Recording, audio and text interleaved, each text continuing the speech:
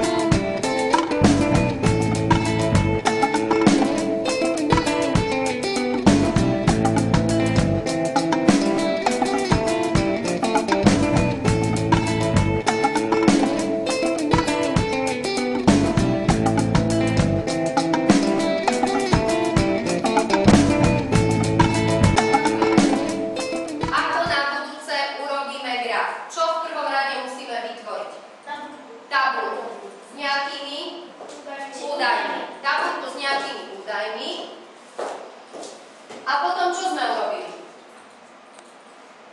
Dali sme to zaramovali a Zaramovali, označili, čiže označíme si bunky, a hore, ktoré chceme do grafu použiť. hore v strede je taká bunka, či také Tá grafu sa to nazýva sprievodca a grafom. tam si nastavíme. A tam si nastavíme, aký graf chceme. Na strane 21 máme rôzne typy grafov, tak ako už tu na táto skupinka určovala. Musím ja dostať na stranu 21.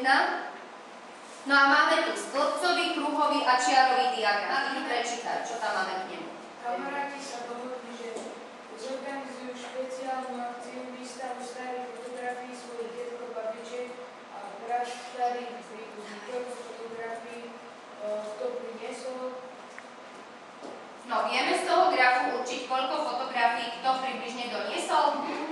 Takže máme tam úlohu 2. Martinka, prečítaj. Preskúmaj tento diagram a povedz, koľko fotografií priniesla Soňa. Dobre, tak koľko fotografií priniesla Soňa? Vieme to z grafu? 20. Dobre, ďalšia otázka. Koľko kamarátov chce vystavovať fotografie? 9. Dobre, výborne, 9.